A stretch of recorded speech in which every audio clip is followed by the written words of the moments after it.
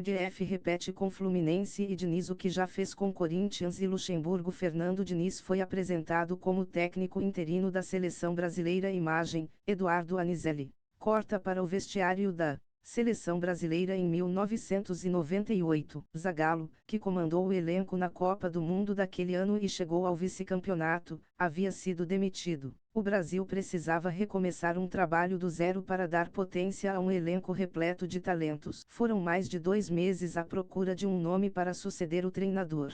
A CBF, presidida por Ricardo Teixeira, chegou ao nome de Vanderlei Luxemburgo, que comandava o Corinthians numa campanha vitoriosa no Campeonato Brasileiro. O contato com Lucha, para que terminasse na polêmica contratação, teve uma condição: ele abandonaria o Corinthians. Funcionou, com ressalvas. Se dividindo entre seleção brasileira e Corinthians, Luxemburgo conquistou o brasileiro com o time paulista. A primeira fase foi concluída pelo Corinthians com a melhor campanha, mas a segunda fase foi mais equilibrada. O Cruzeiro foi o adversário final, e Luxemburgo estava presente. Foram 2 jogos que terminaram empatados, 2x2 e 1x1, e a decisão ficou para um jogo extra, vencido por 2x0 pelo Corinthians. Mas o resultado não poupou o treinador das críticas vindas de ambos os lados. Luxemburgo se dividia, num período que o fez perder 9 quilos e sentir o acúmulo de funções. O Corinthians foi eliminado na Copa Mercosul, a seleção ia bem.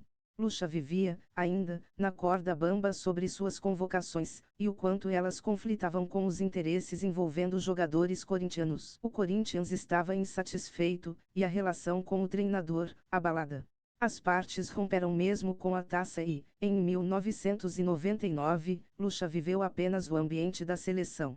O clube, por sua vez, efetivou Oswaldo de Oliveira. O futuro de Diniz é ser Lucha. Há semelhanças na contratação temporária de Fernando Diniz, num acordo feito com o Fluminense, para o comando do Brasil até a chegada de Carlo Ancelotti. Mas Lucha não foi contratado para ser interino. Diniz sabe que colherá, ou não, frutos dessa decisão futuramente, após a era Ancelotti, que ainda nem começou.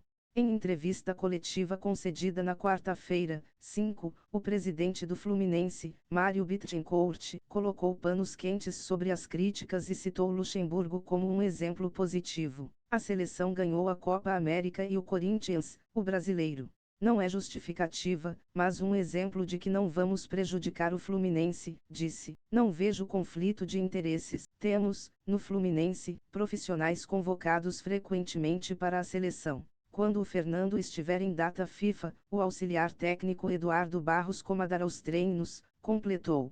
Outra mudança positiva para a decisão de Diniz: em datas FIFA, jogos são suspensos. O técnico não estará ausente em partidas do Fluminense por estar comandando a seleção. Diniz estreia no comando do Brasil em setembro, quando começam os jogos das eliminatórias da Copa do Mundo de 2026. O contrato dura 1 ano, e o técnico deve comandar o elenco também na Copa América, em 2024. A CBF sonha com Diniz e o italiano juntos na competição. Durante a entrevista coletiva de apresentação de Diniz, o presidente da CBF, Edinaldo Rodrigues,